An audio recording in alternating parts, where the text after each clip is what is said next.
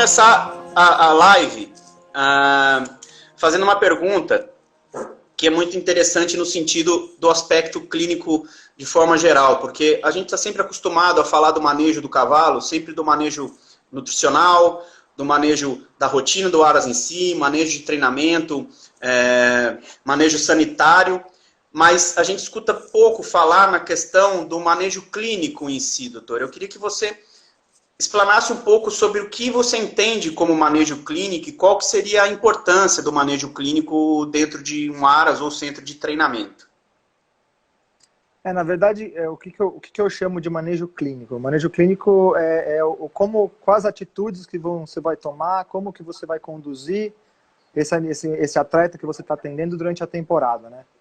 Então, isso envolve, além do que você falou, nutrição, parte de treinamento, tudo, principalmente aquela parte clínica esportiva, né? Quais são as atitudes que a gente tem que tomar e qual é a hora certa de tomar cada atitude, né? Porque a gente sabe que fazer diagnóstico a gente consegue fazer, tratar o cavalo tem várias opções de tratamento, mas qual é a hora exata e qual é o momento certo de tratar cada tipo de lesão, né?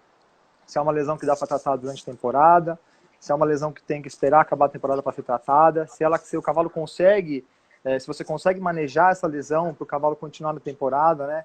Então isso aí envolve também, lógico, uma conversa proprietário-treinador. Então esse manejo clínico esportivo, que eu chamo, engloba tudo isso aí tudo. É como você vai conduzir o atleta durante, primeiro a temporada esportiva, depois, pensando a longo prazo, a sua longevidade esportiva, toda a sua carreira, né? Isso eu acho importante porque cada atitude que você toma com o cavalo, você tem que estar pensando no global, né? Na carreira do cavalo como um todo. Na minha clínica, eu penso assim. É lógico que tem vários perfis, né, de treinador, de proprietário, né? Tem uns que são mais agressivos, outros que são mais conservadores, né? Mas a gente precisa, antes de tudo isso aí, uma boa conversa, saber que horas que time que você vai fazer, que você vai tomar cada atitude, de parar, de continuar, de tratar, de ir para frente, de ir para trás. Então isso aí, na verdade, é um manejo clínico esportivo que é como é que eu chamo, na verdade. Não sei se isso aí tem um nome, não sei se eu que nessa minha rotina aí eu que inventei isso ou como é que eu chamo isso, mas eu acho muito importante. Certo, joia. Falando um pouco disso, como a gente sabe que hoje a grande maioria das provas tem, no quarto de milha, né, tem exames antidoping, como que você leva os tratamentos durante a temporada, diante dessa característica das provas em que a gente acaba ficando de mãos atadas no uso de uma série de medicamentos, né, e de drogas? Eu, na verdade, Daniel, apesar de muita gente pensar o contrário, eu sou muito conservador, tá? Eu não sou muito agressivo, eu prefiro o conservador do que o agressivo. Lógico que na verdade, eu faço, assim como eu falo, o gosto do freguês, né? O jeito que o proprietário quiser conduzir, que o treinador quiser conduzir, o meu trabalho é esse, né? Eu consigo fazer de todas as formas. Mas, assim, eu prefiro, né, principalmente nesses cavalos que eu atendo, são cavalos que têm um certo valor, né? E como eu já falei, eu penso no cavalo daqui 2, 3, 4, 5, 10 anos, né? Então, eu prefiro ser um pouco mais conservador nos meus tratamentos, nas minhas atitudes. Com essas provas de doping, na verdade, o que está lesionado não dá para ir, né? Isso aí é fato. A gente tem que abrir mão de algumas provas, fazer uma programação de temporada e lesionou, na minha opinião, né, trata e depois continua a temporada. Lógico, tem algumas lesões, não digo nem lesões, tem alguns pontos de inflamação que o cavalo atleta tem que a gente consegue levar durante a temporada, não tem problema nenhum. Então basta de você ter exame clínico bem feito, ter exame de imagem, né, para você também comprovar e você ter um parâmetro de imagem para cada tipo de lesão, que assim você pode acompanhar além da clínica, que para mim é soberana, não existe outro parâmetro melhor que a clínica, não existe. Perfeito. Mas aquele cavalo tem um OCD, não sei o que, aquele cavalo tem um cisto, não sei o que. Como é que está clinicamente? Está bem? Manca na flexão, não manca? Como é que está o treinamento? Então, o parâmetro clínico não é apenas só o exame clínico. O parâmetro clínico é como está o cavalo. Como que o treinador está vendo o cavalo, como que ele está saindo da cocheira, entendeu? Como que ele está no treinamento, como que ele está no exame clínico, como que ele está durante as flexões. Então, isso aí tudo envolve, né, a clínica do cavalo. Então, tem lesões que a gente consegue levar, né, as lesões não, inflamações que a gente consegue lidar com elas, fazendo um paliativo, uso bastante fisioterapia, eu uso bastante, principalmente gelo, liga, então a gente consegue, assim, dar uma contornada nesses parâmetros inflamatórios, principalmente leves, né? Mas se tiver uma lesão importante, não adianta correr o cavalo, entendeu? A não ser que o dono quiser. Alfredo, eu quero correr esse cavalo, a responsabilidade é minha, nós vamos abraçar isso aí junto, entendeu? Já fiz isso muitas vezes, não poucas, muitas vezes. Continuo fazendo, mas com os proprietários que eu tenho liberdade, e eu sei que o cara também tem uma liberdade comigo, né? Então, assim, sinceramente, nunca pus um cavalo seriamente lesionado, que eu também não faria isso em pista, né? Porque eu acho isso aí perigoso para o cavalo e para o cavaleiro principalmente, né? E quando a gente lida não só com treinador, com amadores, com jovens, então a gente tem que pensar muito, né, nessa questão de o que esse cavalo está lesionado, mas ele pode provocar o que dentro da pista? Ele pode, isso aí favorece ele tomar um tombo ou avançar uma mão ou alguma coisa, então eu prefiro que não. Nunca coloquei um cavalo seriamente lesionado, mas esses pontos de inflamação, o cavalo é um cavalo de esporte, todo esportista vai ter dor, né? A função do veterinário é resolver, não é achar, entendeu? Na minha opinião, mas tem isso, tem aquilo. Não, como que nós vamos resolver? Nós vamos resolver assim? Quais são as alternativas que a gente tem para cada uma das situações? Então, eu acho que a gente consegue muito bem, com uma conversa muito bem feita, com um exame clínico bons, com exames complementares que a gente dispõe, né, de última tecnologia hoje em dia, a gente consegue conduzir bem essas situações aí. Diante de uma situação dessa, em que você desaconselha que um cavalo vá para uma competição, mas o proprietário ele insiste em levar esse animal para a competição, ainda que a seu contragosto, como que você se ampara, de uma certa forma, em relação ao agravamento dessa lesão, ou até, de repente, esse animal ter o fim da vida esportiva dele, que pode acontecer, né? Como é que você se ampara, ou como que você lida com esse tipo de situação? Ótima pergunta, Daniel. Não sou só eu, acho que muitos veterinários eles se amparam com essa situação aí, se deparam com essa situação. Eu acho que assim, como eu falei, vou ser bem sincero para você, cara, eu nunca tive um cavalo lesionado ao ponto de eu falar assim, vai dar um problema maior e pus ele na pista.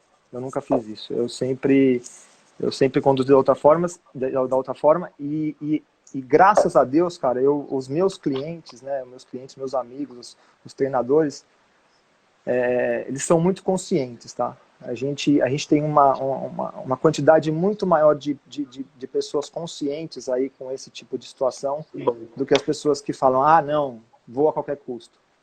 Principalmente os cavalos que eu atendo são cavalos que a gente quer a longevidade esportiva deles, que são os cavalos que a gente quer que eles trabalhem durante 6, 8, 10, 12, 15 anos. A gente, quanto mais cedo conduzir uma lesão e tentar resolver ela, né, na minha opinião, a longevidade desse atleta aumenta. Então, eu não me lembro de algum dia que eu tive que fazer isso, né? Mas se eu tivesse, na minha situação, eu também não hesitaria de fazer assim, muito bem conversado com o proprietário. Se fosse um proprietário que eu não sentisse firmeza nele, falar assim, peraí, esse cara vai fazer isso, depois ele vai jogar a culpa em mim, eu bateria o pé e falava, eu não ponho esse cavalo, se você quisesse, é por sua responsabilidade, põe. Se fosse um proprietário que eu lido com alguns desse tipo, que são, assim, amigos até pessoais meus, e eu sei que são pessoas firmes de caráter e de responsabilidade, eu dividiria com ele. Falou, ok, aí vamos ver o que vai dar. Né? Mas, assim, sinceramente, eu nunca tive uma situação dessa, e não gostaria de ter, para falar a verdade, com esses animais que eu atendo. E eu acho muito difícil. Existe um mito, né, que existe. Não, o proprietário, ele tem outro que quer ir a qualquer custo. Cara, eu acho que assim, isso aí é mais mito do que verdade. Eu acho que a maioria dos proprietários hoje em dia, principalmente assim, no nicho que eu atuo mais, né? Que é o Estão nicho do preocupados com o tambor. bem-estar animal, né? Estão muito preocupados com o bem-estar animal, estão muito preocupados com os cavalos deles, estão muito preocupados de quanto esse cavalo vai competir, não ligam para uma prova ou outra, tá? E falo disso de proprietário e falo isso de treinador, tá? Os treinadores hoje estão muito conscientes, muito conscientes. Então, assim, é até bacana de ver o cara ter por exemplo, um Potro Futuro na mão, é a única chance do cavalo estar lá, e ele sabe que é um cavalo que tem chance, e acontece alguma coisa e fala assim, não, Alfredo, faz o que precisar fazer. Entendeu? Faz o que for preciso, tiver que tirar o cavalo, tira, tiver que mexer no cavalo, mexe, faz o que tiver que fazer. Então é muito bacana essa conscientização das pessoas hoje em dia, tá? Eu acho que isso aí é uma coisa que mudou muito de uns tempos para cá. Joia. Pegando o gancho que você falou sobre a longevidade, ainda falando um pouco do quarto de milha, que é o seu maior mercado hoje, a gente tem as provas, já tinham as provas de Potro do Futuro, e hoje tem o juvenil, em que os animais eles começam a competir cada vez mais cedo. Como achar um equilíbrio e um balanço entre uma boa performance, um bom resultado em pista, sem que isso interfira na longevidade desse animal enquanto atleta, né? Já que na cabeça de muitas pessoas, para se ter um bom resultado, se tem que colocar uma pressão muito grande no animal, e isso acontece cada vez mais cedo no caso do quarto de milha. Então, como achar esse equilíbrio, esse balanço? Como é que você faz com os seus clientes para que você consiga o resultado em pista de performance e com prêmios, né, com títulos, sem afetar a longevidade atlética desse animal? Acho que tem uma palavra-chave que chama individualização, Daniel. Legal. É uma coisa que eu acho que a gente está cada vez mais próximo disso, né? O que é? É tratar cada atleta individualmente. Um atleta não é igual ao outro. Tem um que é mais precoce, tem um que é mais tardio, principalmente nessa situação que você está falando. Então, fazem acho que 6 anos que a nossa clínica ela ganha os Potros Futuros, principalmente de tambor, né? Primeiro, segundo e terceiro colocados. Então, faz 6 anos que a gente vem liderando os Potros Futuro, que é a competição, era até o ano retrasado, a competição mais jovem que tinha, agora tem o juvenil, né? Que é um ano antes, mas... e aí também vai da característica de cada treinador junto ao proprietário. O que a gente faz? O que eu faço? O que eu recomendo, pelo menos? Lógico que 1 ano e 8 meses, 2 anos de idade, é cedo para você forçar, né, um atleta, né? Principalmente pensando que você quer esse atleta para muito tempo, para 10 anos, para 12 anos. Mas engraçado que esses dias mesmo, saiu uma discussão num grupo de tambor e uma pessoa falou: ah, mas cadê aquele cavalo que ganhou o Potro Futuro há 3 anos atrás? E daí, assim, a gente foi lembrando dos cavalos junto ali e viu que, tipo, muitos cavalos que ganharam o Potro Futuro há 3, 4, 5 anos atrás, continuam competindo até hoje. Né? E continuam ganhando a Aberta Sênior, por exemplo, que são categorias 2, 3, 4 anos depois do que ele competiu. E o que é melhor, competindo de alta performance. Não é apenas competindo, às vezes competindo com o amador, às vezes competindo com o treinador, mas ganhando prova. Não digo nem competindo. Então, acho que assim, o que eu assim, tento fazer junto com os treinadores que eu tenho mais afinidade, que a gente conversa com o proprietário. Nós temos vários potros, né? Normalmente um treinador ele tem, depende, 10, 12, 15, tem lógico que tem treinador que tem 5, 3, 2, mas a gente vai dosando, né? Então tem um cavalo que a gente consegue acelerar mais, então a gente consegue com esse cavalo acelerar um pouco mais e tentar colocar ele bem nas provas do começo do ano, né? Porque o Potro Futuro em outubro, então a gente consegue, por exemplo, o Grand Prix, que é uma prova em março, a gente consegue, tem alguns cavalos que a gente consegue acelerar eles e ganhar essa prova. Esse cavalo ficou pronto, não tem necessidade desse cavalo seguir no esforço total, no ritmo total dele, né? Então a gente consegue, né, dosar, se tiver um outro animal vindo, a gente consegue colocar esse, e assim a gente vai chegando até que eles cheguem todos assim no mesmo nível. Lógico que uns chegaram antes e outros vão chegando durante o ano, mas todos cheguem bem no Potro Futuro. Legal. E óbvio que vários desses cavalos lesionam durante esse tempo, né? Não adianta a gente falar que não, mas não lesiona. Óbvio que lesiona, óbvio que tem cavalo que tem que parar, óbvio que acontece isso, óbvio que tem cavalo que força demais. E isso aí a gente vai dosando, né? Não tem muito segredo. Eu acho que a chave do sucesso é o trabalho do dia a dia, né? Então eu acho que a gente tem que ir tendo a sensibilidade de ir dosando esses cavalos e ir levando esses cavalos no dia a dia. Joia. Falando um pouco disso, qual o descanso que você recomenda, de forma geral, aí não só falando de potro, para animais que competem em alto nível e que às vezes passam uma semana inteira competindo numa competição grande como o próprio Grand Prix do Aras Rafaela que você falou, ou os eventos grandes da BQM, qual é essa relação aí de competição e descanso que você recomenda, também pensando nessa questão da longevidade dos animais? Ou também isso é caso a caso? Infelizmente você vai achar que eu estou falando abobrinha aqui, mas hoje em dia isso aí não é nem de cavalo a cavalo. Na verdade, eu deixo um pouco à vontade os treinadores, eles fazendo essas escolhas. É lógico que se eu tivesse que... Alguns, lógico, que pedem minha opinião e eu falo. Depende da prova. Eu acho que prova... Eu não gosto que cavalo descanse muito. Tá? Assim, deixa o cavalo na baia. Eu gosto que o cavalo descanse fazendo um exercício leve, né? Que é pelo menos ficar solto no piquete, que já vai movimentando, né? Isso aí ajuda a também distribuir ácido lático que fica acumulado durante a competição, e todas essas alterações fisiológicas que eles sofrem durante as provas, né? Que isso aí tudo muda no organismo deles. Então eu gosto assim, pelo menos uns 2, 3 dias do cavalo diminuir um pouco o ritmo dele. Eu gosto de caminhar. Entendeu? As pessoas que têm condição de ter aqueles andadores no Aras, eu peço para colocar o cavalo para caminhar muito, tipo 40 minutos 2 vezes por dia, tá? Isso o cavalo desestressa, os que podem sair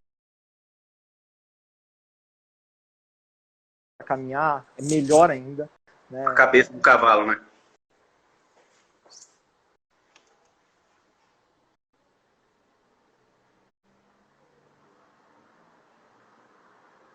Parece que a gente teve um probleminha de conexão aí. Vamos esperar ver se volta.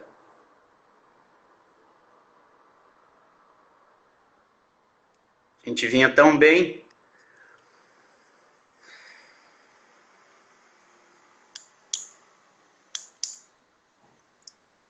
Voltamos. Tocou meu telefone. Como que vocês fazem com o negócio de telefone? Como que vocês fazem? Eu não sei. Pô, até agora não aconteceu do meu tocar. Nossa, o meu não para de tocar aqui. Eu tô tentando organizar, tá difícil. Agora eu botei no modo avião aqui, deixei no Wi-Fi, vamos ver se vai. Nossa. Então, eu tava falando dos descansos dos atletas depois das competições. Então eu gosto de descansar eles caminhando, fazendo um exercício leve. E 2, 3 dias acho suficiente, não tem mais que isso. Mesmo porque a gente sabe que esses cavalos de alta performance, eles não vão na prova aí para correr 5, 6, 8 passadas, né? E fazer esse desgaste total, desgaste assim, fora do normal. Eles estão preparados para isso, né? E isso tem que ser a rotina deles, né? Na verdade é a rotina deles. Então eles vão para a prova, eles estão bem preparados para ir para a prova, voltam, tem transporte, são muito bem transportados, né? Em caminhões bons, tem cocheiras boas. Outra coisa que eu prezo muito em competição, eu falo para os meus clientes, trate de seu cavalo na competição como se estivesse em casa. Entendeu? Dê uma baia boa para ele, dê uma cama de excelente qualidade, dê a comida na hora certa, né? Para fazer a dieta dele a mesma que ele fica em casa, para que ele se sinta confortável. Né? Uma coisa da gente, você vai para uma competição, você prefere dormir numa rede ou você prefere dormir num hotel com ar-condicionado? Então, isso aí faz muita diferença para o cavalo de esporte. Né? O cavalo precisa estar muito bem para competir. Isso era até uma pergunta que eu ia fazer. Se você recomenda, como que você recomenda esse manejo alimentar do animal na prova? Porque muitas vezes, pelo horário que o animal vai entrar em pista, coincide com o horário de alimentação, ou está muito próximo de um horário de alimentação. E aí, como é que você recomenda manejar essa rotina, né? Para não sair muito do que o animal está acostumado no Aras, mas também não prejudicar a performance do animal em pista, né? É difícil, né? Achar esse meio. Só pensar uma coisa, você faz algum exercício, lógico, você prefere fazer exercício de barriga cheia ou de barriga vazia? Barriga vazia. Então, eu acho que é a mesma coisa para o cavalo. E isso funciona também para quando o cavalo chega de prova. Quando você chega na sua casa, você teve um dia estressado, o que você quer fazer? Quando você está cansado, o que você quer fazer? Descansar. Comer e descansar. Então, esse negócio, eu cheguei com o meu cavalo da prova, 10 horas da noite é fora do trato dele. Pode tratar, pode dar um tratinho para ele de leve, lógico, não vai encher de ração, mas um agrado, porque ele pensa igual a gente, com certeza, né? Ele quer comer e descansar. Né? Mas não vou dar porque são 10 horas da noite, vai atrapalhar. Não, eu te falo disso de experiência minha, né? Experiência própria, e durante todos esses anos, não vai fazer mal se dar meio trato pro seu cavalo, mesmo se for fora de horário, para ele descansar e acordar no dia seguinte muito bem. E no manejo de cavalo de competição durante a prova, meus cavalos, acho que isso aí tá todo mundo careca de saber, principalmente meus clientes e tudo, acho que bastante gente que faz também, eu faço um jejum depende do animal, né? Depende da prova, depende da performance, de 2 a 4 horas. Tá? Então eu faço um jejum principalmente de comida, né? De água, às vezes eu faço também de 2 horas. Então eu acho que o cavalo ele também deve preferir, fora as outras alterações, estou falando isso de bem-estar dele, fora as outras alterações fisiológicas que acontecem se o cavalo correr com o estômago cheio, por exemplo. Né? A gente sabe que tem algumas consequências fisiológicas aí, não precisa entrar nessa discussão agora que é bem complexa, mas existem vários fatores fisiológicos que atrapalham o cavalo quando ele está com o estômago cheio, e até algumas patologias que estão comprovadamente vindas dessa situação aí. Então eu peço um jejumzinho ali, não faz mal para ninguém, o cavalo fica bem, 2, 3 horas de jejum, 4 até 4 horas. Mas o cavalo vai passar 2 vezes. De manhã ou de tarde, ou vai competir 2 vezes, vai passar, ou vai correr, ou vai fazer o que quiser. Tenha bom senso. Ele não vai deixar o cavalo o dia inteiro sem comer, óbvio, né? O cavalo tá numa competição, entendeu? Dá um pouco de ração para ele de manhã, espera 3 horas ele corre, daí se dá água para ele, dá mais meio tratinho de ração, ele vai correr depois de 4 horas de novo. Então, tudo é o bom senso. Meus clientes já estão muito bem acostumados com esse esquema aí. Antes me ligavam, agora eles nem me ligam, mas já tá meio no automático. Tá todo mundo descolado já. A gente estava falando aí de descanso, então não posso deixar de aproveitar que estamos passando por um momento em que o descanso está sendo forçado, né? E aí, diante dos animais de alta performance, a gente sempre nessa expectativa das competições voltarem o quanto antes, que vai ser bom para todo mundo, o que você recomenda para os animais nesse momento? Pega, solta toda a tropa no pasto, segura a tropa, continua treinando para manter condicionamento físico, manter condição corpórea e condição de competição em alto nível? Ou o que você recomenda? O que fazer com os animais nesse período de quarentena em que as provas estão canceladas ou adiadas e que a gente ainda não tem uma perspectiva próxima de voltar? O que você tem recomendado para os seus clientes nesse sentido? Ô Dani, teve cliente que fez de várias formas, né? Eu recomendo assim, os veinhos dar uma tirada de pé, porque eles são veinhos, né? E também, isso aí é o que eu falo pra turma. Esse cavalo, fazendo uma comparação grosseira, é igual carro. Quanto mais quilometragem, mais fácil dá problema, né? Então, se você conseguir diminuir um pouco o ritmo dos veinhos, que não precisam de tanto condicionamento, precisam de condicionamento, né? Mas não precisam daquele condicionamento, aquele treinamento, aquele pega do dia a dia, tirei o pé, tirei um pouco dos suplementos, sim, deixei os básicos, tirei os suplementos que, na minha opinião, a gente consegue chegar num prazo que a gente provavelmente vai ter, né, para voltar às provas, né? Não acredito que as provas voltem agora em maio e também não acredito que elas voltem em junho, tá? Isso é uma opinião, só uma opinião. Sim. Então a gente tem pelo menos aí tranquilamente 2 meses e meio, né? Então eu com essa conta na cabeça, com esse período na cabeça, realmente dei uma tirada de pé nos velhinhos. Os mais novos, a vida é normal, treinamento, inclusive tem vários clientes meus que tem bastante cavalo e eles estão fazendo na casa deles tipo um treinão a cada 15 dias, né? Estipularam isso. Simulando uma prova, né? Bota uma fotocélula lá, entendeu? Pega os potros, principalmente, que é os que precisam de mais ritmo, e estão fazendo esse treinão. Lógico, num ritmo menor, não tem necessidade de vamos fazer muitas coisas, muitos suplementos. Eu acho que não tem necessidade, eu acho que a gente consegue chegar aos cavalos aí, se eles estiverem bem condicionados, esse ajuste final, esse ajuste para a prova, né? Não estou falando de deixar o cavalo parado e nem de condicionamento leve, os cavalos estão condicionados. Esse ajuste final a gente consegue dar em 45 dias, na minha opinião, tá? Então, não estou falando de cavalo parado. Um cavalo de esporte para voltar a correr prova um cavalo parado é muito mais tempo que isso, muito mais. Mas eu estou falando de cavalos que já estão condicionados para você dar aquele ajuste final, né? Então, eu acredito nisso aí. Deu uma diminuída. Estou aproveitando para tratar uns velhinhos que estavam meio pendurados. Então, são os cavalos que eu aproveitei agora essa parada aí para fazer alguns ajustes, justamente porque provas de doping, até dar um pouco de suplemento que às vezes poderia cair no doping, alguma coisa assim, né? Que isso aí é uma coisa normal em cavalo de esporte, né? Algum anabolizante, algum suplemento, algum estimulante, alguma coisa, isso aí é para os cavalos ficarem bem, não tem nada a ver para os cavalos ficarem, porque dopa, não tem nada a ver, isso aí são ajustes que tem que fazer, porque nós estamos lidando com esportistas. Nós estamos lidando com cavalos que são de caminhada ou de alguma coisa assim, ou de sítio, alguma coisa.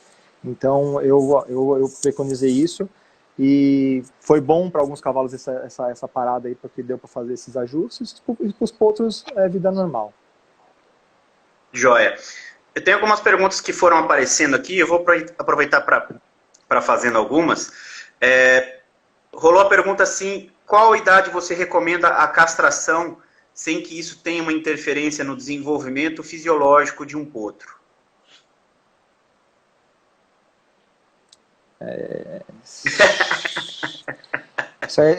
Isso aí, tecnicamente falando, eu acredito que por volta de 2 anos, tá? 2 anos e meio, tecnicamente falando. Agora, existem muitas teorias, inclusive, né, por conta de proprietários e treinadores e tudo. Então, na verdade, eu não... se falar que vai castrar mais cedo, vai ficar mais manso, se castrar mais tarde vai crescer mais o pescoço, vai crescer mais o pescoço, vai ficar mais pesado. Então, eu acho que por volta de 2 anos, 2 anos e meio, é uma idade boa para castrar, como um todo, tá? Sem particularidade, mas existe muitas teorias em volta disso aí, vou ser bem sincero. E além das teorias existe a vaidade, né? Porque às vezes o proprietário quer aquele animal como um garanhão, independentemente se ele tem um índice zootécnico para isso ou não, e aí é muito difícil você fazer essa recomendação também, né? Porque às vezes o próprio treinador pede a você, enquanto veterinário, para convencer o proprietário a castrar, porque é um animal que está dando trabalho no treinamento muitas vezes, né? E eu ajudo, porque eu vou te falar, cavalo inteiro é reprodutor. Se não for reprodutor, não precisa ser inteiro. E a gente sabe que existem reprodutores já conceituados, né, isso aí no mundo inteiro. Então, na minha opinião, se você quer um cavalo para competição, ele tem que ser castrado. Salvo os cavalos que existem também vários cavalos reprodutores que são competindo. Sim. Cavalos muito bons. Então, esses sim devem ficar inteiros e a gente tem que conseguir conduzir eles, né, de uma forma que eles consigam fazer tanto a parte reprodutiva durante o ano, quanto a parte de competição, né? Tem um cavalo muito bom que eu atendo, que você também conhece bem, o Cádio, lá do 3DM, é um cavalo que é um reprodutor, né? E está em plena competição, né? Além de outros aí. Então, é lógico que tem suas particularidades, né? A gente consegue tentar competir com ele e fazer a reprodução. Não é fácil, porque são duas coisas assim, meio antagônicas, né? Porque ele tem que coletar, ele tem que treinar. E o dia que ele coleta, ele fica bravo, às vezes não consegue treinar bem, né? Ele tem que ir para a prova, mas tem que coletar. Então, só que acho que, principalmente com o proprietário do nosso lado, e se ele tiver uma cabeça boa, né? Que a gente consiga conversar com ele e com o treinador, que são as duas pessoas, né? Um que está mais próximo do cavalo e o outro que é o chefe de tudo, né? Então a gente consegue, numa conversa, a gente consegue chegar num consenso e fazer essa condução desses animais. Legal. Pegando esse gancho, você falou que ajuda o treinador nesse sentido de quando ele solicita que você convença o veterinário, o proprietário, a castrar um animal que está dando trabalho para ele. Então, vou aproveitar esse gancho e vou fazer a pergunta: como que funciona hoje a relação do veterinário, de parceria do veterinário com o treinador, no seguinte sentido: até que ponto você interfere ou opina na questão do treinamento em si de um animal? Então, de repente, vamos mudar esse animal de lado, porque ele sente uma dor aqui. Nesse sentido, como que é essa relação? Ela é muito frequente? Eles aceitam bem esse tipo de interferência? Essa relação, sabe como é que é? É só quando eles me pedem opinião, porque senão eu fico quieto, Daniel. Eu não interfiro em treinamento de cavalo, eu sou veterinário. Agora, eu te confesso que muitos treinadores me pedem opinião. E me mostram vídeos, e me pedem, me fazem, né, a gente conversa muito sobre os cavalos, principalmente porque quem me conhece, eu até fazendo um depoimento às vezes até contra a profissão do veterinário, mas digo, no trabalho profissional, existem, na minha opinião, pelo menos 5 ou 6 fatores que interferem na performance do cavalo, que não sejam fatores clínicos, né? Que não sejam ligados a sensibilidades, alguma dor, alguma lesão. Então, o veterinário precisa ter isso muito bem na cabeça dele, porque eu falo que achar uma dor, achar uma sensibilidade, hoje em dia é fácil, pela quantidade de equipamentos que a gente tem, e pelo exame clínico de todo mundo está muito apurado, né? Então você tem que prestar muito bem atenção o que realmente você tá encontrando que está diretamente influenciando na performance do cavalo.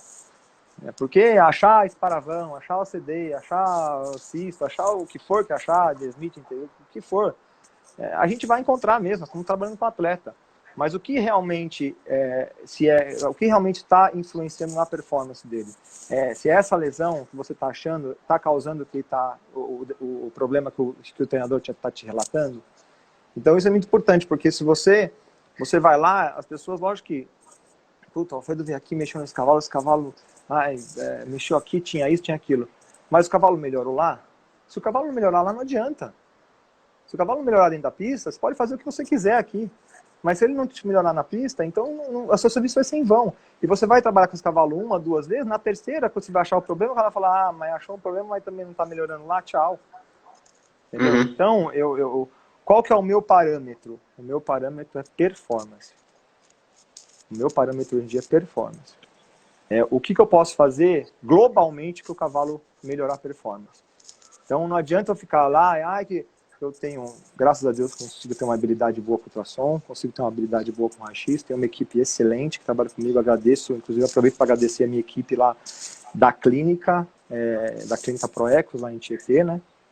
E também a equipe que anda comigo, são 4 residentes, mais 3 veterinários, mais os veterinários associados, que são mais 5 ou 6. Então, o que eu falo, a gente precisa achar o que realmente importa. Né? Todo mundo acha um monte de coisa. Mas qual que é o parâmetro para você achar uma alteração no animal? É melhorar a performance dele. Então, às vezes, é um ajuste que você vai fazer no olho. Opa, mas peraí, mas esse cavalo está saindo da baia, mas a baia está ruim, não está deitando à noite. Então, ele não vai correr bem. Às vezes é isso. E as pessoas, às vezes, vão lá porque tem uma alteraçãozinha no boleto, a flexão está positiva. Não interessa, meu amigo. Eu já vi cavalo aleijado correr 16,500. Entendeu? Eu vi o cavalo aleijado competir super bem. Entendeu? Então tem vários parâmetros que você precisa avaliar, se não a avaliação clínica do indivíduo em si. Né? Então isso que eu olho o sistema inteiro. Joia, maravilha. Como que você enxerga também, doutor, o contraponto aí, a relação de optar por uma medicina esportiva arrojada e uma medicina esportiva conservativa? Qual que é a sua opinião em relação a isso? A minha opinião é o perfil do proprietário e do treinador. Tá? E hoje em dia eu te confesso que eu trabalho mais com o sistema conservador do que com o sistema mais agressivo, mais arrojado. Consigo fazer os dois, graças a Deus estou preparado para fazer os dois. Tive uma escola muito boa no Jockey Clube de São Paulo, que a gente trabalha com cavalo de corrida, então é uma coisa muito rápida ali, né? Só que eu acho que cada esporte, né, a gente pensando em longevidade, vai ter um tipo de intervenção, né? Então, lógico que as intervenções na corrida são muito mais agressivas que as intervenções no adestramento, por exemplo. Sim. Porque um cavalo de corrida ele vai correr 2, 3 anos, vamos botar chutando para mais. E um cavalo de adestramento ele vai competir até 18 anos de idade. Então, óbvio... Ele compete muito mais maduro, né? Muito mais longevo um animal. Óbvio que as atitudes que você vai tomar com um cavalo de corrida são completamente diferentes do cavalo de adestramento. E eu levo isso pro cavalo de tambor. Eu levo isso pro cavalo de tambor.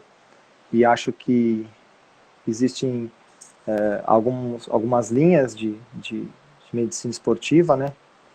E algumas muito mais agressivas, muito mais capitalistas, muito mais de intervenções, muito mais de compra e venda de animal e troca e tudo, e algumas mais lentas, de mais longevidade. Então a gente pode comparar como se fosse o mundo novo com o mundo velho, né? A Europa tem uma linha mais conservadora, né? Uma linha de tratamento mais conservador. Os Estados Unidos tem uma linha mais agressiva, né? Não estou falando que uma é melhor que a outra, falando só que existem linhas e linhas de tratamento, né? Então, tem as mais agressivas e tem as mais conservadoras. Acho que até pela característica também de animais criados, acho que na Europa a maioria são animais de saltos que são mais longevos, né? E que competem mais maduros, tal. Então, acho que também pode ser por isso essa diferença de característica da medicina veterinária aplicada a animal atleta em si, né? Com certeza. Dos continentes. E aí, pegando então esse gancho, queria que você fizesse um paralelo em relação ao conhecimento que a gente tem mais antigo, a medicina veterinária mais antiga e os conhecimentos mais antigos, e as terapias mais modernas. O que se mantém, o que mudou? Claro, a gente tem muito mais recursos, né, hoje de aparelhos e de exames complementares, né? Então a gente estava falando desse paralelo. Claro que hoje a gente tem muito mais recursos de exames complementares, né? E isso traz uma vantagem muito grande, apesar de que a minha opinião, eu compartilho da sua opinião, de que a clínica ela sempre tem que ser soberana. Você faz uso dos exames complementares para reforçar um diagnóstico que você já tem, não para usar isso como diagnóstico, né? Então, eu queria que você falasse um pouquinho como é na sua vida, na sua rotina, essa relação das terapias mais modernas com a medicina veterinária mais antiga. Na verdade, mais moderno e mais antigo, eu acho que o que eu uso mais é as coisas que estão mais comprovadas, né, e as coisas que estão, às vezes, menos comprovadas, até porque são usadas fazem menos tempo, né? Então, isso aí realmente, o N é bem menor. Uhum.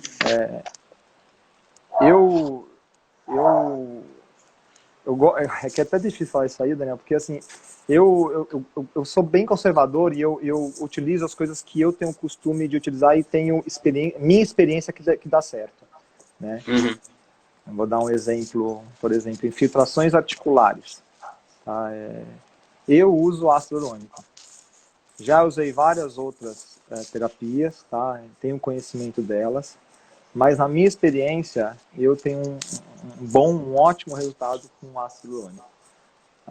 Existe gente que usa PRP, existe gente que usa estanozolol, existe pessoas que usam Prostride, existem N coisas.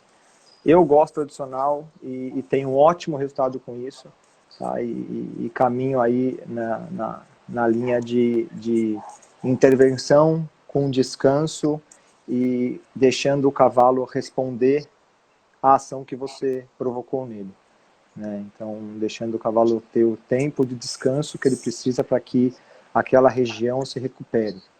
Tá? Uhum.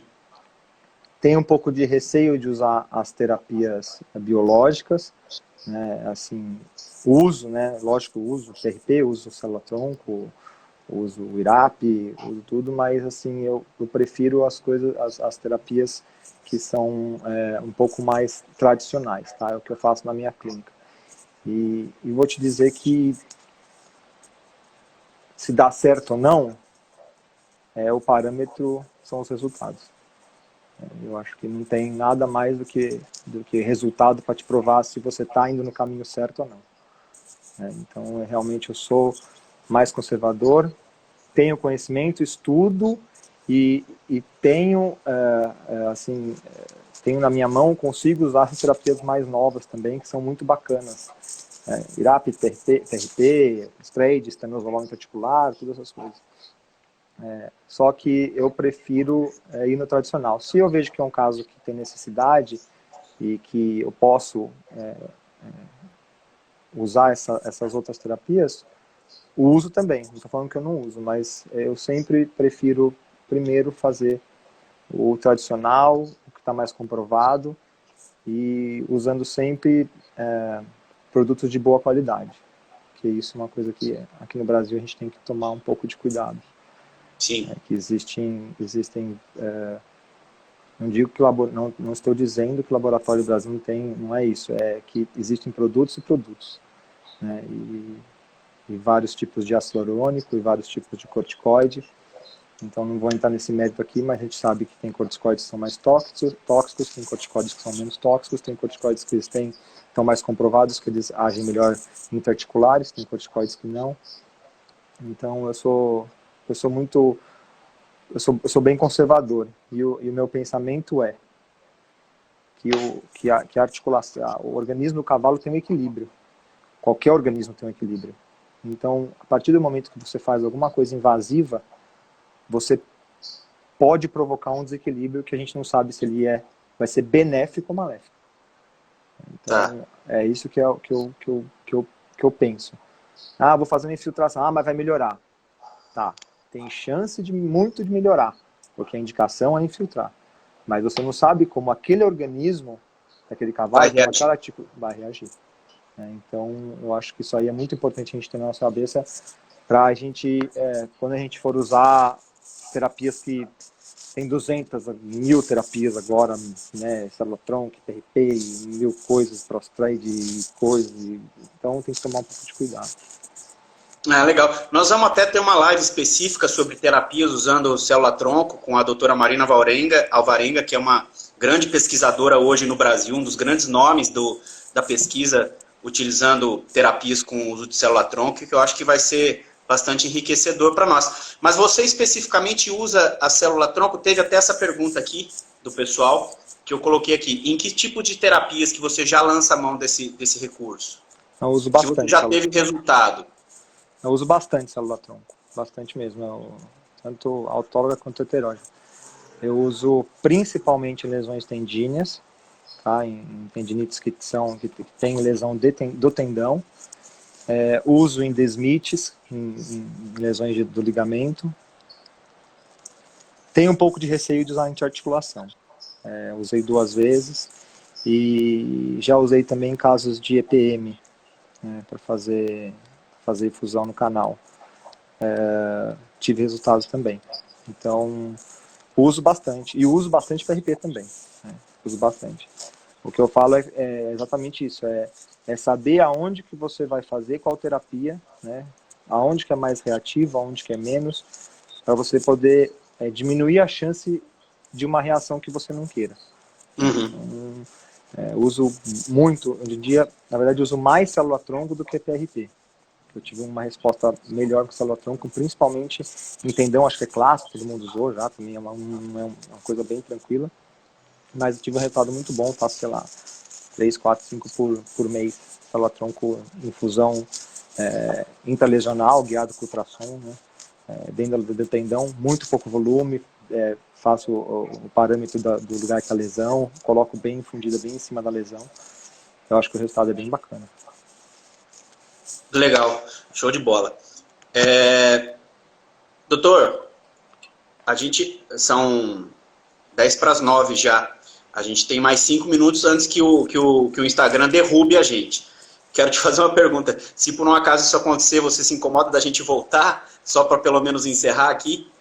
Não, vamos. Se quiser, posso voltar até do... Ah, não sei se do meu, né? Não sei se... Aí pode trocar, né? Quando dá uma hora, ele simplesmente derruba a gente. A gente tem 5 minutos aqui ainda antes Não, a gente volta, sem problema. Tá bom. Hoje eu tô tranquilo, tô aqui em casa. Já então, ó, pessoal, se por um acaso cair, não saiam. Esperem aí. Qual laboratório que produz a célula-tronco para você, doutor Alfredo? Da onde você consegue? Então, agora, na verdade, eu estou usando do Regenera, um laboratório de Campinas. Regenera. Tem um resultado bacana com eles lá, estou usando células dele. Acho que as últimas todas que eu usei foi de lá. Me perguntaram aqui quando que vai ser a live da célula-tronco. A gente ainda não está com a data definida, tá? Eu estou para confirmar com a doutora Marina a disponibilidade dela, mas vai ser avisado previamente aí, só ficar ligado que vai ser bem divulgado, tá bom?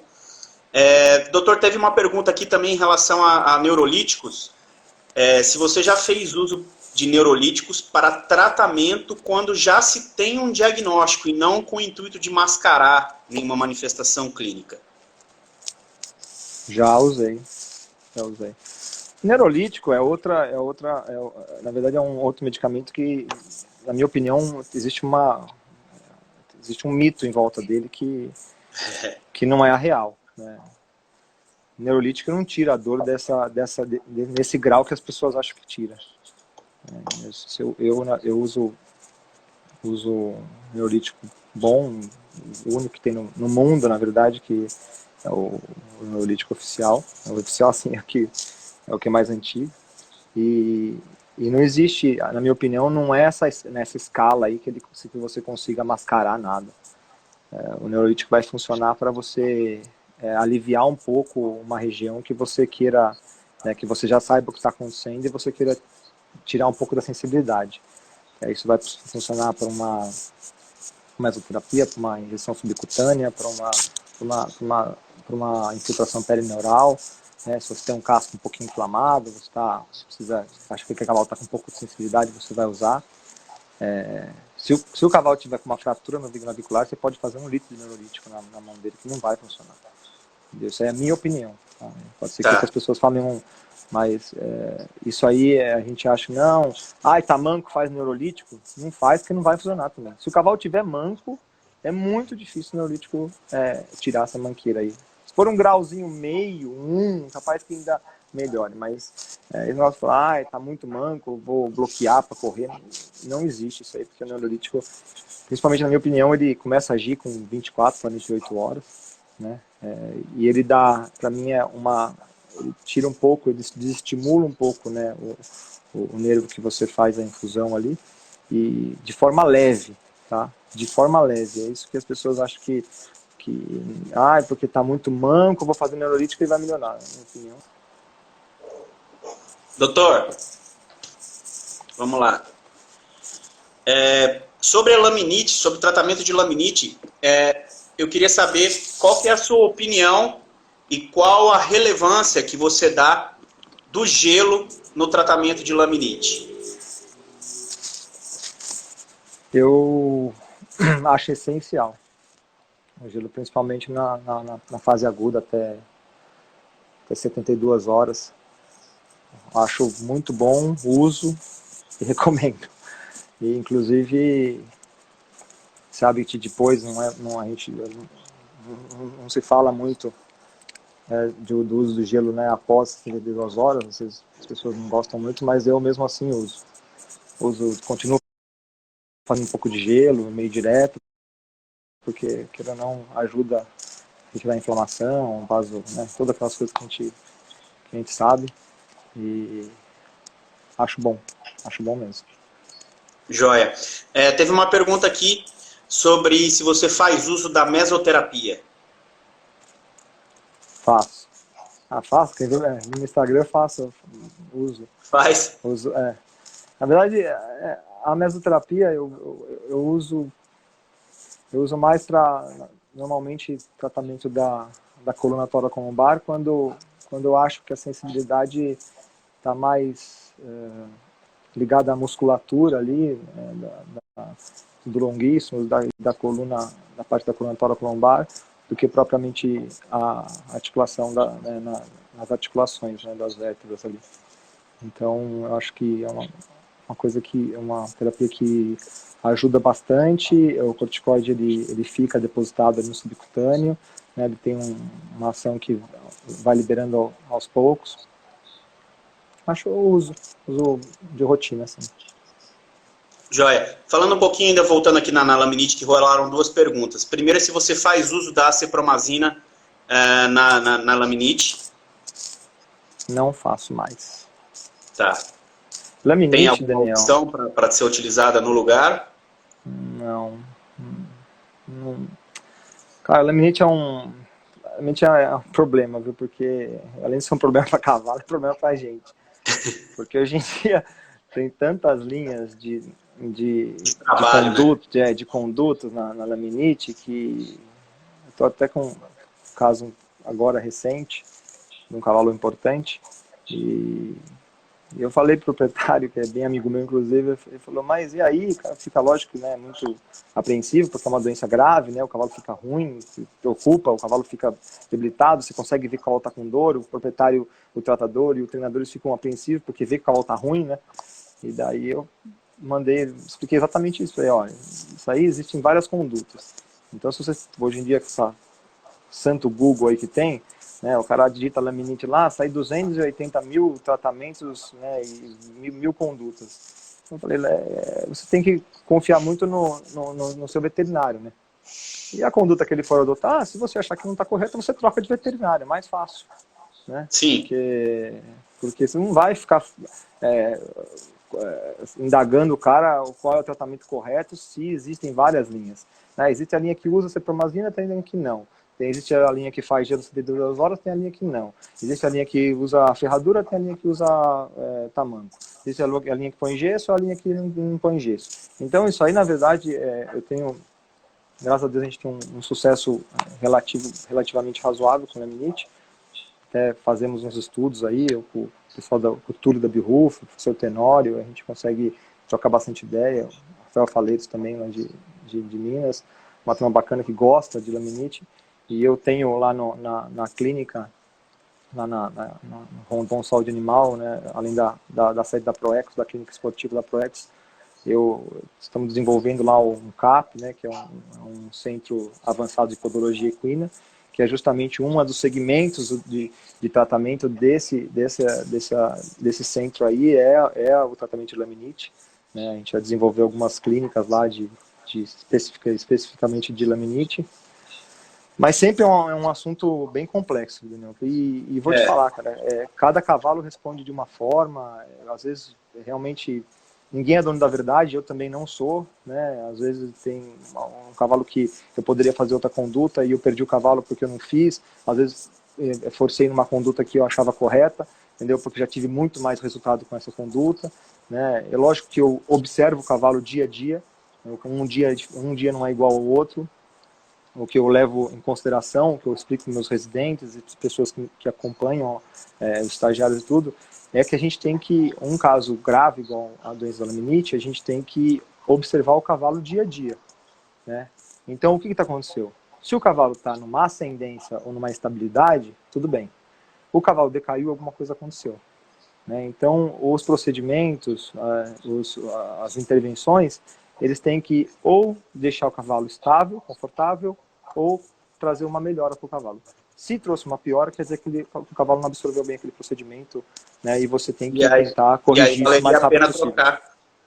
Tentar corrigir isso o mais rápido possível. Né? Eu já usei várias técnicas, não sento em cima de uma, entendeu? Falar, eu só uso essa. Não, eu uso aqui o cavalo me mostrar que ele está respondendo bem. Entendeu? Ah, mas você vai usar ferradura? Né? Se o cavalo me mostrar, eu vou. Ah, mas você vai sair da linha? Eu vou sair porque eu quero o melhor do meu cavalo e eu não tenho orgulho nenhum quando se trata desse tipo de situação. Entendeu? Então, eu sou muito aberto para isso aí, para as coisas.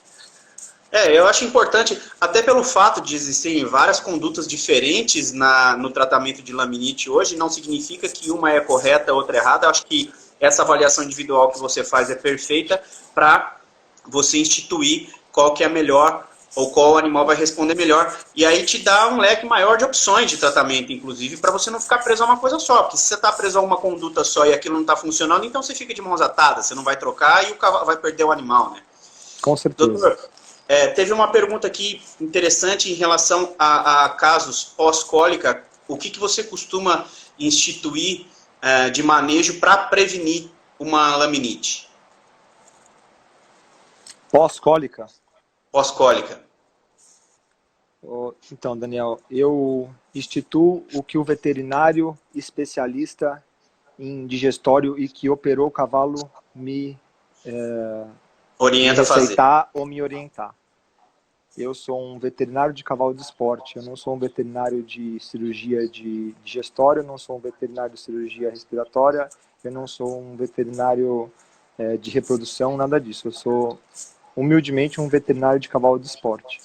Então, eu sei muito bem, eu sou um clínico e gosto muito de conduzir meus pacientes, quando necessário, à opinião ou à conduta de um especialista.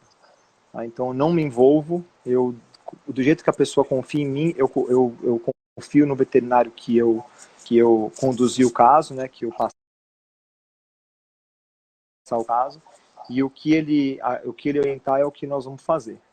Tá? Eu aprendi muito durante esses anos, aí, uns 11 anos que eu atendo, que é melhor a gente não saber tudo, né? Mas temos que ter o telefone. Quem sabe? Temos que ter o telefone de quem sabe, pelo menos. Né? Então, assim, eu sou muito humilde nessas situações aí, nesse caso. Eu passo o caso, converso, lógico, sempre fico de butuca, né? Gosto de saber, pergunto o porquê, né? Me interesso e passo o feedback para o meu cliente ou proprietário do cavalo que eu encaminhei para esse outro veterinário, tá? Porque essa função é do clínico.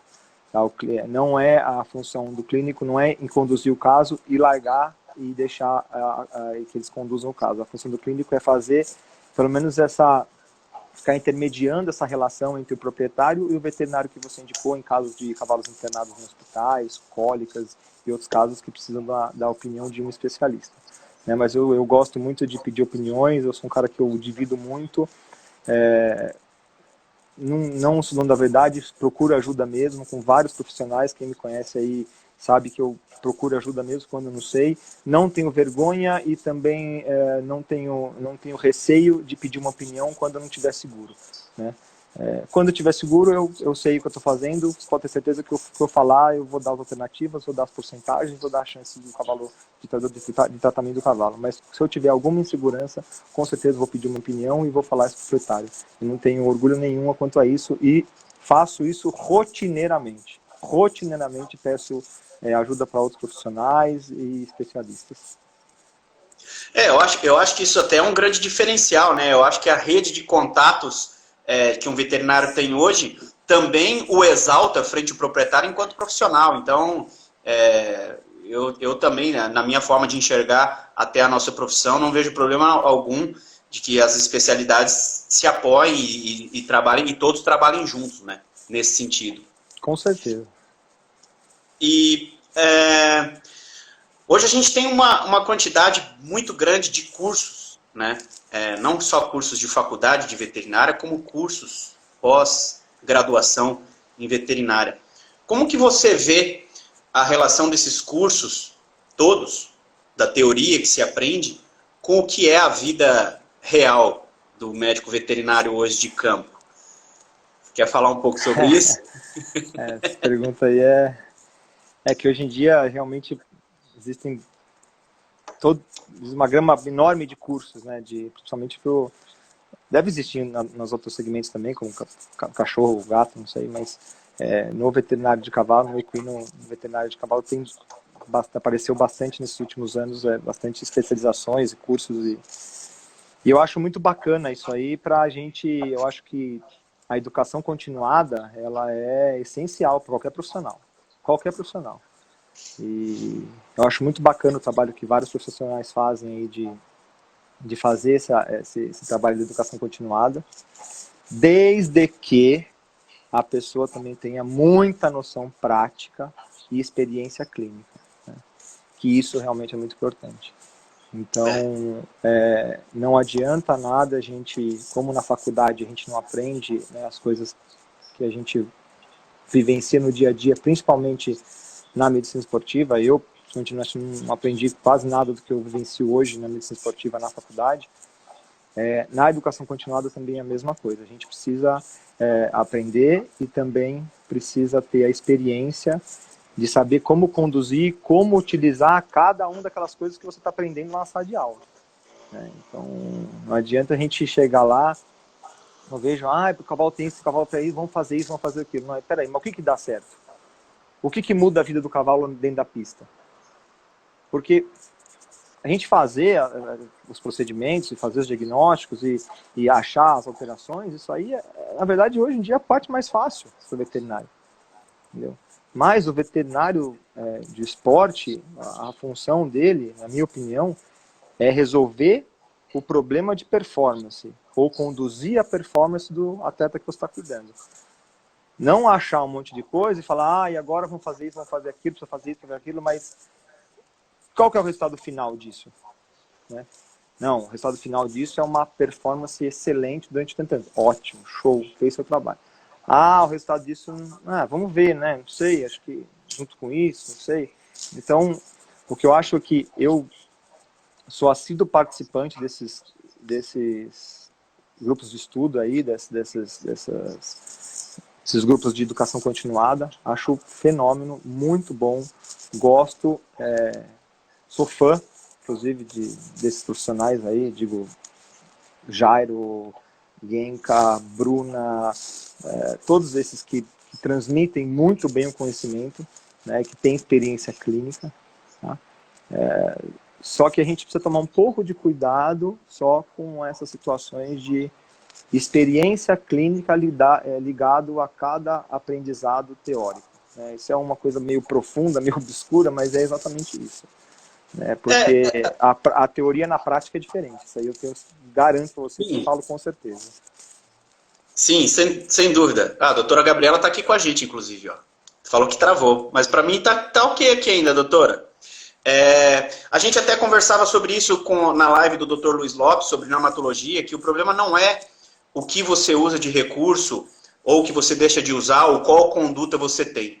Você tem que ter o critério e o conhecimento do porquê que você está fazendo aquilo. Exatamente. E não fazer por fazer, fazer porque o fulano faz, fazer porque esse clã faz.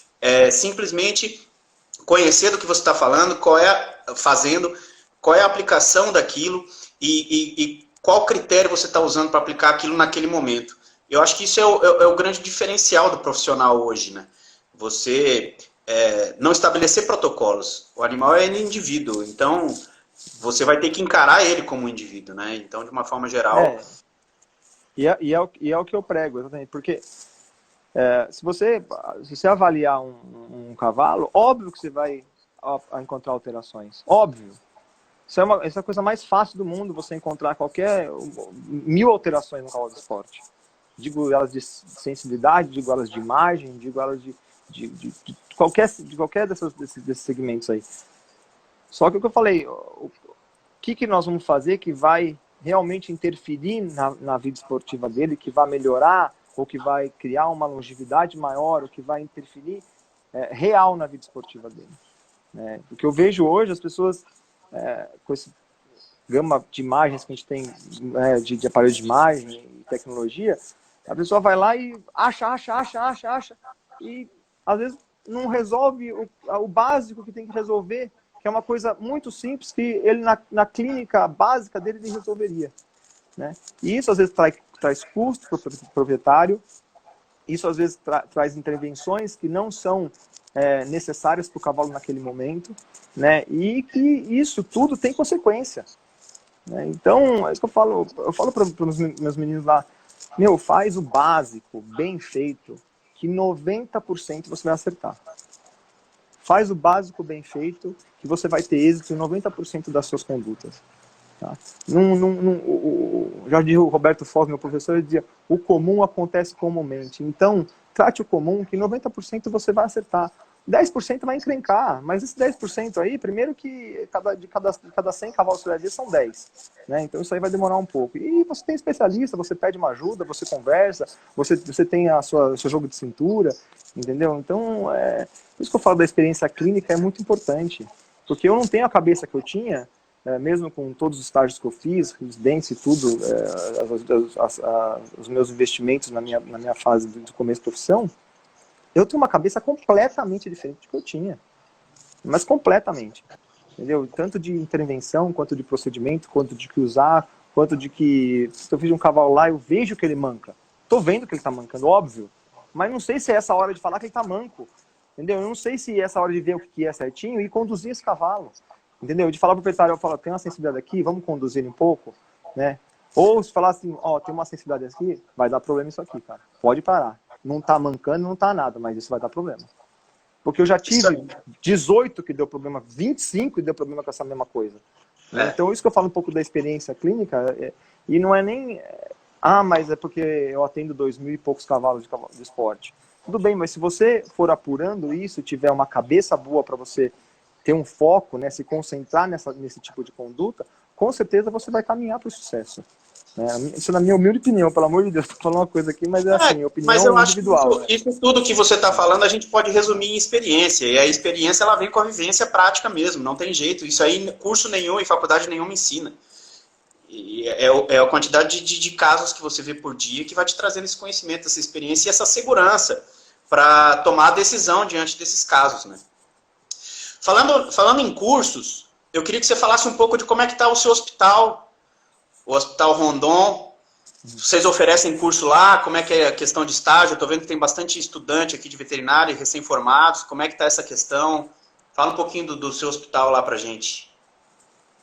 Então, nós temos lá, né, no quilômetro, em Tietê, no quilômetro 147 da rodovia Marechal Rondon, bem próximo de quem conhece lá, do Aras Rafaela, na beira da rodovia. Nós construímos lá um centro, na verdade, né, que nele está composto de um hospital, que nós estamos em fase final, aí, nós estamos até equipando ele agora para começar a abrir o centro cirúrgico, fazer os procedimentos. Não está funcionando ainda o hospital propriamente, porque nós demoramos um pouco na construção e tem são muitas legislações, né, que travam um pouco isso aí para a gente conseguir abrir de uma forma bem correta mesmo o hospital, né, todo documentado. Então nós estamos fazendo isso com bastante calma. E lá também é situada a sede da Clínica Proequus, né, que é a clínica de cavalo de esporte, onde é que eu atendo os cavalos e conduzo os cavalos para tratamento que são mais específicos, que precisam de um acompanhamento mais intensivo, né? Eu acho que isso é muito importante porque a gente, como eu faço visitas periódicas nos aras, é muito difícil acompanhar um cavalo semanalmente. Então, o que eu faço nesse caso, nesses cavalos que precisam de uma atenção especial, precisam ser examinados semanalmente, os cavalos têm, às vezes, uma manqueira intermitente, ou precisam de um tratamento de célula-tronco, PRP, qualquer coisa, eu conduzo eles para a clínica, e lá eu faço tratamento, eles ficam lá o tempo que for necessário para serem tratados, e fora que lá a gente tem uma condição de fazer um tratamento do jeito que eu gosto que seja feito, né?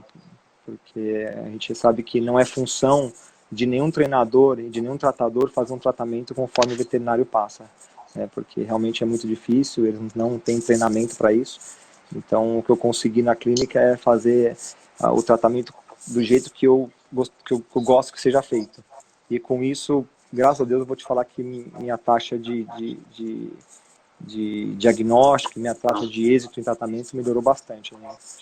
E eu tenho lá, são 18 baias, e nós temos também o centro de neonatologia. Legal. Recebemos potros lá, inclusive estamos com 5 potros internados lá. A doutora Ana, que... Gorino, excelente profissional. Está à frente disso. Uma dos meus braços direitos lá, ela toma conta um pouco da clínica e dessa parte de neonatologia. Nós temos o CAP, que é o Centro de Podologia Avançada, que quem está à frente é o Túlio da Birruf, é um outro profissional que eu gosto bastante, que é um veterinário e se especializou em ferrajamento. trabalha bastante com laminite, então esse é um outro segmento que nós temos lá dentro do Rondon Saúde Animal. E fora os profissionais de físio que nos auxiliam lá também. E estou tentando um pouco, como há 10 anos atrás, 11 anos atrás, quando eu comecei a atender os cavalos 40 de milha, os cavalos não tinham essa cultura, as pessoas não tinham essa cultura dessa assistência periódica, né, que é muito comum hoje de um veterinário visitar um aras uma vez por mês, uma vez cada 15 dias, que seja ter uma periodicidade para fazer as visitas. Tentando um pouco instituir do jeito que é feito na Europa, você sabe bem, nos Estados Unidos já há muito tempo, que o proprietário ou o treinador conduz o animal que precisa ser examinado, precisa ser tratado até o centro de tratamento diagnóstico. Isso Legal. É uma coisa importante que com certeza o veterinário trabalha mais tranquilo, né, no seu lugar, consegue atender um número, né, maior de cavalos, com uma tranquilidade maior, e sem falar do que eu já falei, que é o êxito no tratamento que é feito e acompanhado por profissionais especializados e que consigam ter uma conduta correta, né, do jeito que a gente precisa, principalmente nesses tratamentos de cavalos de esporte que são bem específicos. Perfeito, perfeito. Doutor, vou te agradecer, vou encerrar aqui porque a gente já avançou bastante no tempo combinado. Quero agradecer mais uma vez a sua disponibilidade, o seu tempo aqui com a gente, o compartilhamento do seu conhecimento aqui foi de grande valia. Acho que o pessoal de forma geral gostou. Foi mais uma boa live que a gente fez e espero que a gente tenha oportunidades de fazer outras lives, aí de repente a gente pode até selecionar. Eu vi que ficou muita pergunta para trás aqui sobre laminite, pessoal. Infelizmente a gente não consegue focar muito, tem que dar continuidade nos assuntos aqui para não ficar muito focado em uma coisa só, mas nada impede que a gente venha a abordar de repente um tema só sobre laminite. Aí eu acho que é um tema de curiosidade geral e que tem bastante coisa para a gente explorar. Então, agradeço muito sua presença mais uma vez, viu, doutor?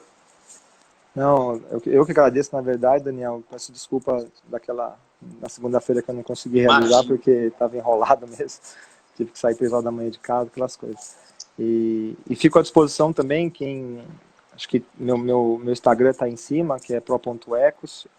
Quem quiser, nós oferecemos estágio lá na clínica ProEcos. Bem que nós pegamos 2 ou 3 estagiários por mês só, então estamos bem lotados até o final do ano, mas entre em contato com a gente pelo Instagram, ou o Daniel tem meu telefone também. Estou à disposição para perguntar, para trocar ideia, quem precisar, super acessível. E eu agradeço aí a oportunidade de poder dividir um pouco da nossa rotina, né, do dia a dia dos cavalos de esporte.